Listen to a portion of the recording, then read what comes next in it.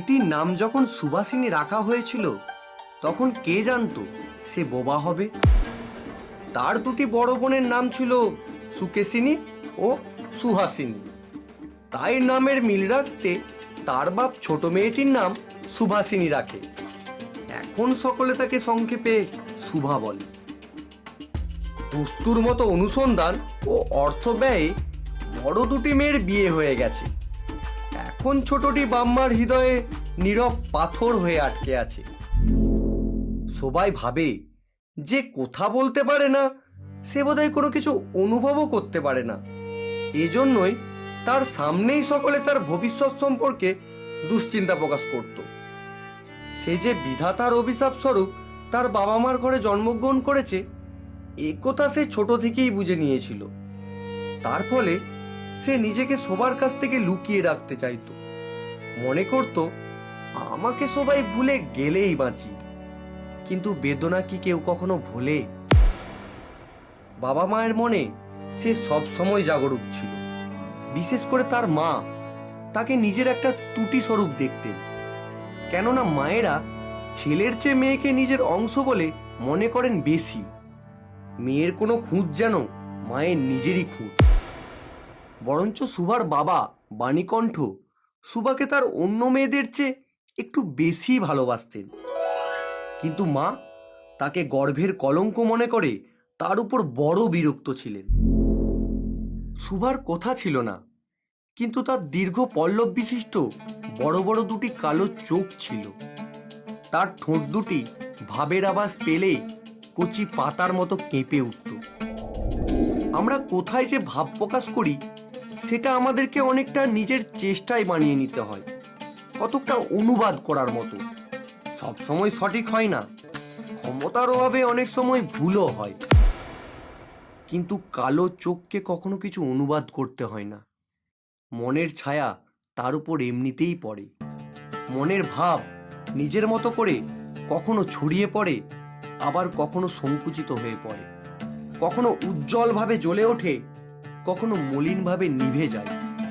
কখনো অস্তমান চন্দ্রের মতো পলকহীনভাবে চেয়ে থাকে, কখনো দ্রুত বিদ্যুৎ চমকের মতো সব দিকে জ্বলে ওঠে। যে মানুষটার মুখের ভাব ছাড়া আজীবনকাল ধরে আর কোনো ভাষা নাই, তার চোখের ভাষা অত্যন্ত উদার ও গভীর, অনেকটা স্বচ্ছ আকাশের মতো উদয়াস্ত এবং ছায়ালোকের নিস্তব্ধ রঙ্গভূমি। এই বাক্যহীন মানুষের মধ্যে বিশাল নির্জন প্রকৃতির একটা মহত্ব আছে। এজন্য সাধারণ ছেলেমেয়েরা তাকে এক প্রকার ভয় করত, তার সাথে খেলা করত না। সে নির্জন দুপুরের মতো শব্দহীন এবং সঙ্গীহীন। গ্রামের নাম চণ্ডীপুর। নদীটি বাংলাদেশের একটা ছোট্ট নদী, গৃহস্থ ঘরের মেয়েটির মতো। বহুদূর পর্যন্ত তার প্রসার নয়। এই ছোট্ট সরু নদীটি নিরলসভাবে তার নিজের কুল রক্ষা করে চলেছে।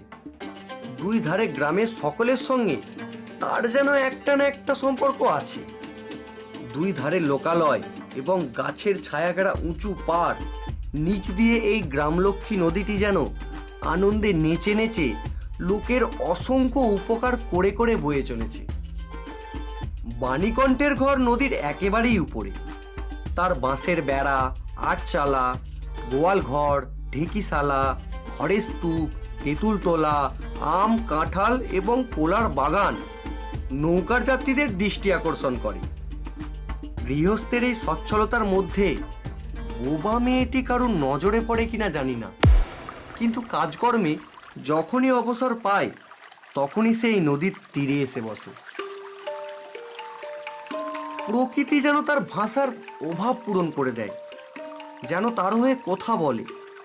নদীর কলকল শব্দ, লোকের কোলাহল, মাঝির গান, পাখির ডাক, গাছের পাতার মর্মর শব্দ সমস্ত মিলেমিশে চারিদিকের চলাফেরা, আন্দোলন, কম্পনের সঙ্গে এক হয়ে সমুদ্রের তরঙ্গরাশির ন্যায় বালিকার চির নিস্তব্ধ হৃদয় এই নদীর তীরে এসে ভেঙে পড়ে। প্রকৃতির এই বিভিন্ন শব্দ ও বিচিত্র গতি ইহাও বোবার ভাষা। বড় বড় চক্ষু পল্লব বিশিষ্ট সুভার যে ভাষা, তারই একটা বিশ্বব্যাপী বিস্তার। ঘাসের ভিতর লুকিয়ে থাকা পোকার শব্দ থেকে শুরু করে নক্ষত্র লোক পর্যন্ত কেবল ইঙ্গিত, ভঙ্গি, সঙ্গীত, কান্না এবং দীর্ঘ নিঃশ্বাস।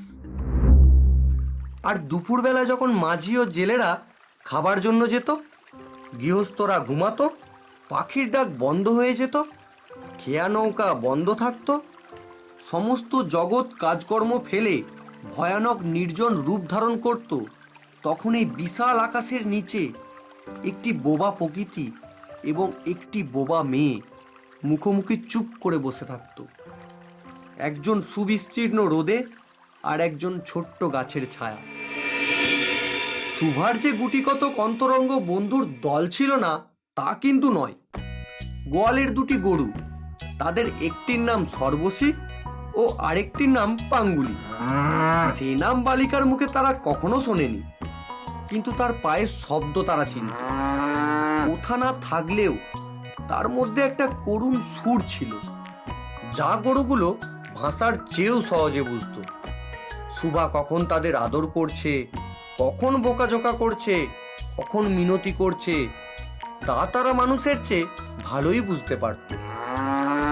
সুভা গোয়ালে ঢুকে দুহাত দিয়ে সর্বশীর গোলা জড়িয়ে তার কানের কাছে নিজের গাল ঘষত এবং পাঙ্গুলিতা স্নিগ্ধ দৃষ্টিতে তাকিয়ে তাকিয়ে দেখত আর তার গা চেটে দিত।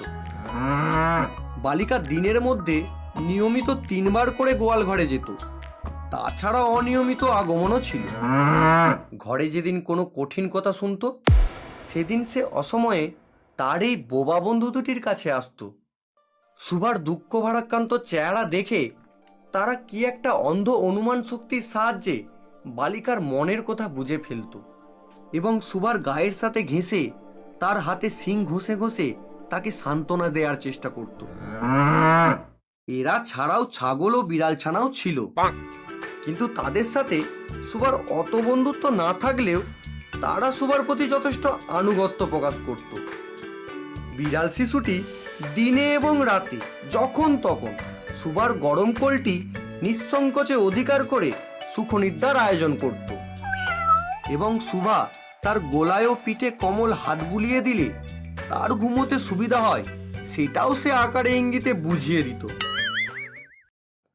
উন্নত শ্রেণীর জীবের মধ্যে সুভার আরও একটি সঙ্গী জুটি ছিল, কিন্তু তার সঙ্গে বালিকার ঠিক কিরূপ সম্পর্ক ছিল তা নির্ণয় করা কঠিন, কারণ সে ভাষা বিশিষ্ট জীব, সুতরাং উভয়ের মধ্যে সম ভাষা ছিল না। গোসাইদের ছোট ছেলে, তার নাম প্রতাপ। লোকটি নিতান্ত অকর্মণ্য। সে যে কাজকর্ম করে সংসারের উন্নতি করবে সে আশা তার বাম্মা কবেই ত্যাগ করেছেন।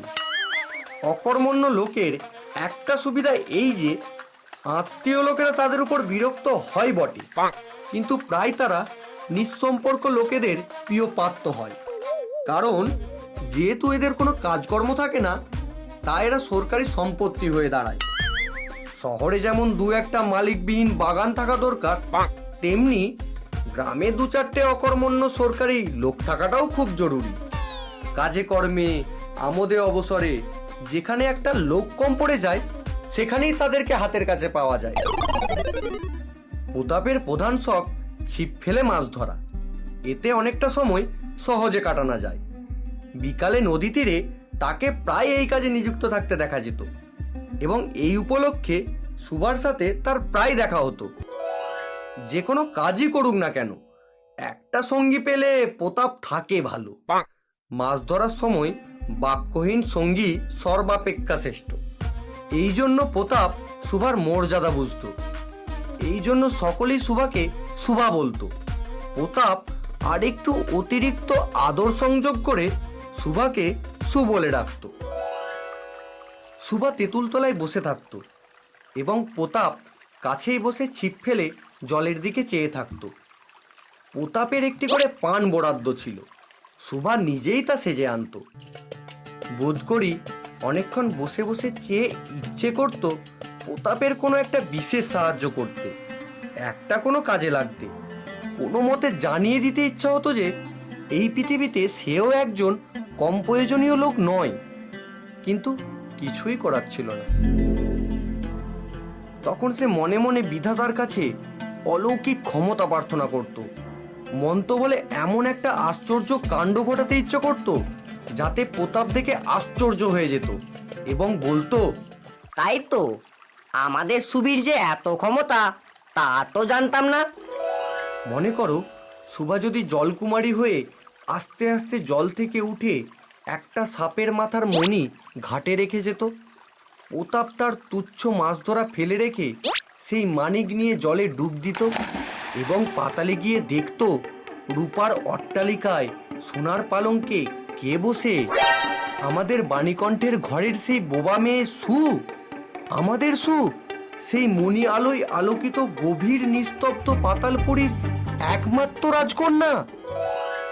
এটা কি হতে পারতো না? এটা কি এতই অসম্ভব? আসলে কিছুই অসম্ভব নয়, কিন্তু তবুও সুপ্রজাশূন্য পাতালের রাজবংশে না জন্মে বাণীকণ্ঠের ঘরে এসে জন্মেছে এবং গোসাইদের ছেলে প্রতাপকে সে কিছুতেই অবাক করতে পারছে না। সুভার বয়স কমেই বেড়ে চলেছে। ধীরে ধীরে সে নিজেকে অনুভব করতে পারছে যেন কোনো একটা পূর্ণিমা তিথিতে কোনো একটা সমুদ্র থেকে জোয়ারের স্রোত এসে তার অন্তরাত্মাকে এমন এক চেতনা শক্তিতে পরিপূর্ণ করে তুলেছে যা বর্ণনা করার মতো না। সে নিজেকে নিজেই দেখছে, ভাবছে, প্রশ্ন করছে, কিন্তু কিছু বুঝে উঠতে পারছে না। গভীর পূর্ণিমা রাতে সে একদিন শোবার ঘরের দরজা খুলে ভয়ে ভয়ে মুখ বাড়িয়ে বাইরের দিকে চেয়ে দেখে পূর্ণিমার রাতটাও সুভার মতো একাকিনী সুপ্ত জগতের উপর বসে যৌবনের রহস্যে, পুলকে, বিষাদে, অসীম নির্জনতার একেবারে শেষ সীমা পর্যন্ত, এমনকি তা অতিক্রম করেও থমথম করছে, একটা কোথাও বলতে পারছে না। এই নিস্তব্ধ ব্যাকুল প্রকৃতির প্রান্তে একটি নিস্তব্ধ ব্যাকুল বালিকা দাঁড়িয়ে। এদিকে কন্যাভারগ্রস্ত বাম্মায়ের চিন্তার শেষ নেই। লোকেও নিন্দা আরম্ভ করেছে। এমনকি এক ঘরে করবে এমন জনরবও শোনা যায়। বাণীকণ্ঠের সচ্ছল অবস্থা, 2 বেলায় মাছ ভাত খায়, এজন্য তার শত্রু ছিল। স্বামী স্ত্রী মিলে অনেক পরামর্শ করল। কিছুদিনের জন্য বাণীকণ্ঠ বিদেশ গেল। অবশেষে ফিরে এসে বলল, চলো কলিকাতায় চলো। বিদেশ যাত্রার প্রস্তুতি চলতে লাগলো।